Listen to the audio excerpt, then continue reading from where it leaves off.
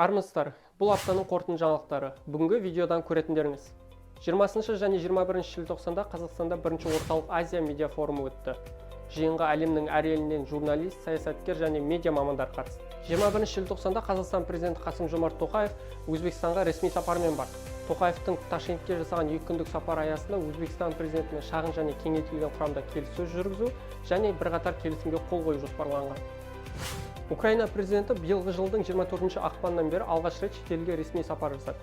Оның сапары ақш-тан басталды. Осы уақытта Ресейдің экс-президенті Дмитрий Медведев Қытайға барып, Си Цзиньпинмен Украина мәселесін талқылады. Астанада бірінші орталық Азия медиа платформа өтті. Күн тәртібіндегі басты мәселе бірыңғай медиа платформа қалыптастыру. Іс-шараға 100-ден астам спикер қатысты. Бұл белгілі ғалым, саясаткер, журналист, беделді сарапшылар мен медиа саласындағы халықаралық ұйымдардың өкілдері. Орталық Азия медиа форумы медиа саласының даму тенденциялары мен перспективаларын талқылауға, тәжірибе алмасуға, аймақтағы бақты дамыту мен нығайту үшін жағдай жасауға арналған Орталық Азиядағы жетекші алаң. Форумның ашылуында Түркияның 11-ші президенті Абдулла Гүл сөз сөйледі. Форумның қатысушылары өңірлік бірегейлік жаңа медианы дамыту, жасанды интеллект технологияларын медиада қолдану, Орталық Азиядағы креативті индустрияның дамуы, постшындық кезеңіндегі ақпараттық қауіпсіздік медиа саласындағы білім беру трансформациясы, өзара ынтымақтастықтағы халықаралық ұйымдардың орны, азаматтық қоғамды дамытудағы гендерлік теңдіктің рөлі, өңірлік және жаһандық кооперация мүмкіндіктері сияқты көкейкесті мәселелерді қозғады. Медиа форумның хедлайнерлері әнші Димаш Құдайберген, америкалық Нью-Йорк Таймстың 4 мәрте бестселлері иегері, қазақ қызы бүркітші Айшолпан жайлы жазылған Eagle Huntress кітабының авторы Лиз Уэлш, Голливуд актері, әйгілі боксшы Рой Джонс. Кішкентай кезінен қандай қиыншылықтар қалай жеңгенін туралы алады, және де қазақтың салт дәстүрімен танысады деп ойлаймын. Білмейтін нәрселер көп қой. YouTube желісінде 18 миллиард қаралым жиған дүние жүзіндегі балаларға арналған ең танымал Дибиллионс жобасының авторы Эрнест Металиев және Пулитцер сыйлығының иегерлері.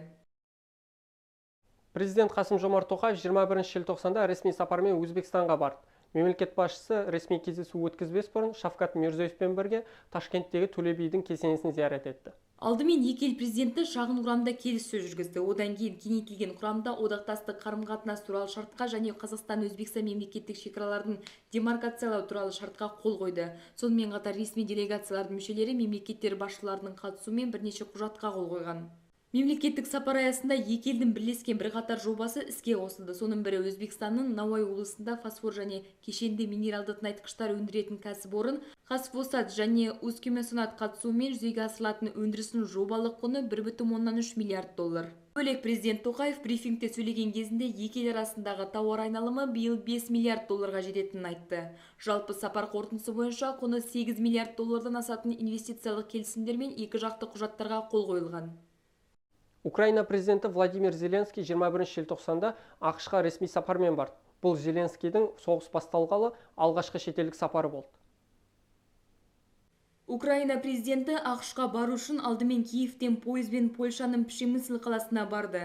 Ол жерден оны америкалық ұшаққа отырғызып, Жешов әуежайынан Вашингтонға ұшты. Украина басшысымен бірге ақш-тың Украинадағы елшісі Бриджит Бринк бірге болды. Жалпы Зеленский Вашингтонда бір күнде қалмағанына қарамастан, ол біріншіден Байденмен келіссөздер жүргізді. Нәтижесінде көшбасшылар бірлескен баспасөз мәслихатын өткізді. Содан кейін Украина басшысы ақш конгрессінде сөз сөйледі. Зеленскийдің сөзінше, Украина территориялық тұтастық және соғыс шығыны өтеу мәселесіне келгенде ешқандай шартқа көнбейді. Байден Зеленскиймен көзқарастары көп жағдайда сәйкес келетінін жеткізіп, Украина айтқан шарттармен бейбіт келісім жасалуы тиіс, ал оның кілті соғыстағы жеңіс деді. Байденмен кездескеннен кейін Зеленский ақш конгрессінде сөз сөйледі. Украина президенті конгресте шамамен 23 минут сөз сөйлеген. Осы кезде конгрессмендер 20-ға жуық қол шапалақтаған деп атап өтіледі. Ал Украина тақырыбы Twitter желісінің бірінші трендіне айналған.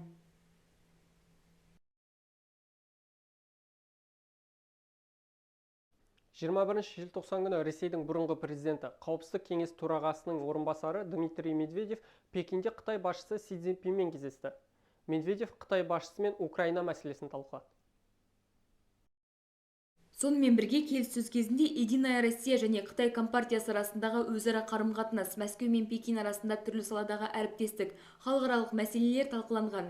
Ресейлік саясаткер келіссөздің пайдалы өткенін атап өткен. Ресей Украинаға басып кіргелі бері Медведев қатаң мәлімдемелер жасап, батысқа қоқан-лоқы да көрсеткен. Ол мәлімдемелерінде апокалипсис, Армагеддон ұғымдарын жиі пайдаланып, Ресейдің ядролық қару қолдануы мүмкін екенін бірнеше рет меңзеген.